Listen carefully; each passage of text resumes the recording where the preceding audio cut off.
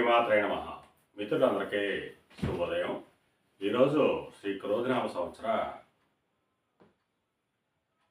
శ్రావణ బహుళ అమావాస్య ఉదయం 6 గంటల 9 నిమిషాల వరకు ఉంది.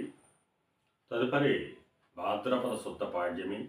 ఈరోజు ఉప నక్షత్రం. ఈరోజు సెప్టెంబర్ 3, 2024 తేదీ మంగళవారం. ఈరోజు దుర్ముహూర్తం ఉదయం 8:20 లాగైతే 9:07 వరకు ఉంది. మరలా తిరిగి దుర్ముహూర్తం రాత్రి 10:48 లాగైతే 11:35 వరకు కూడా దుర్ముహూర్తం ఇవ్వడం జరిగింది. వజ్రం ఉదయం 9:13 లాగైతే 10:58 వరకు కూడా వచ్చి ఇవ్వడం జరిగింది. ఈరోజు పంచాంగరీత్యా ఈ రకమైనటువంటి ఫలితాలు గోచరిస్తున్నాయి.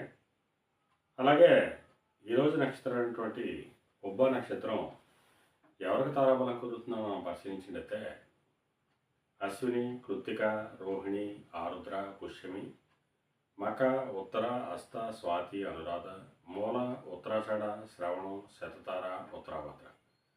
ఈ నక్షత్రంలో జన్మించినటువంటి మన మిత్రులందరికీ కూడా ఈరోజు నక్షత్రం అయినటువంటి పొబ్బ అనుకూలంగా ఉంటుంది.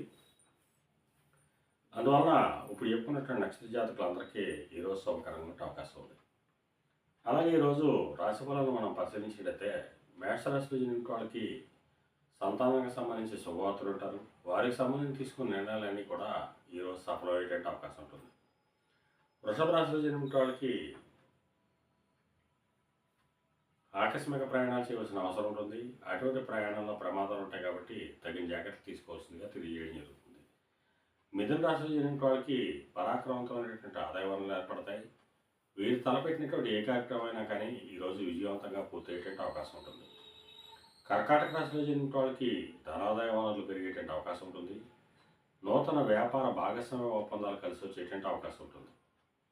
సింహరాశిలో జన్మించిన వాళ్ళకి కొద్దిపాటి కార్యవ్యయం కలుగుతుంది. కన్యారాశిలో జన్మించిన వాళ్ళకి కార్యాటంకాలు ఏర్పడతాయి. ధనవ్యయం కలుగుతుంది. ఆరోగ్య భంగం ఏర్పడుతుంది. తులారాశిలో జన్మించిన వాళ్ళకి చేసేటువంటి వృత్తి వ్యాపారంలో లాభసాటిగా సాగేటట్టు అవకాశం ఉంటుంది. వృశ్చిక రాశిలో జన్మించిన వాళ్ళకి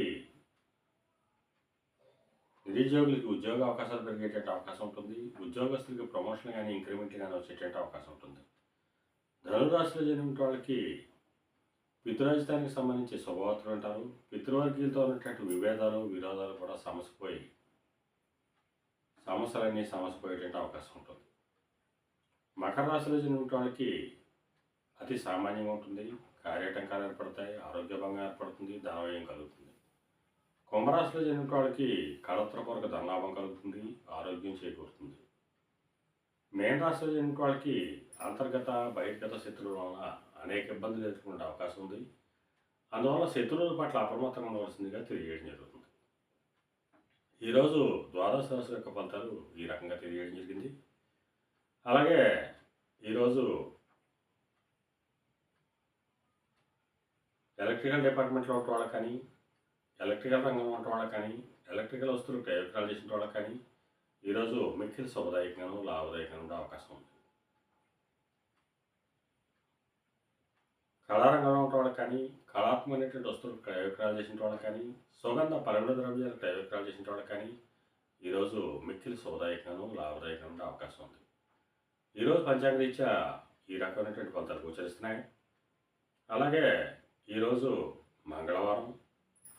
అందువలన ఆ సుబ్రహ్మణ్యేశ్వర స్వామిని, షణ్ముఖుని తేనెతో కానీ చెరుకు కానీ అభిషేకించినట్టయితే సర్వశుభాలు కలుగుతాయని చెప్పి శాస్త్రీత్యా తెలియజేయడం జరుగుతుంది.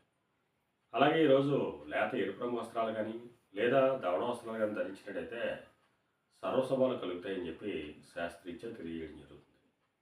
అలాగే ఈరోజు అదృష్ట సంఖ్యలుగా 1, 3, 6, 9 తెలియజేయడం జరుగుతుంది.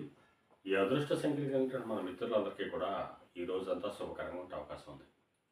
అలాగే మరో రేపు శుభోదయం కార్యక్రమంలో మళ్ళా కలుసుకుందాం. అంతవరకు మన మిత్రులందరికీ మరొకసారి శుభోదయం. ఇట్లు మీ పెదబాబు సిద్ధాంతి వలనమావిడ.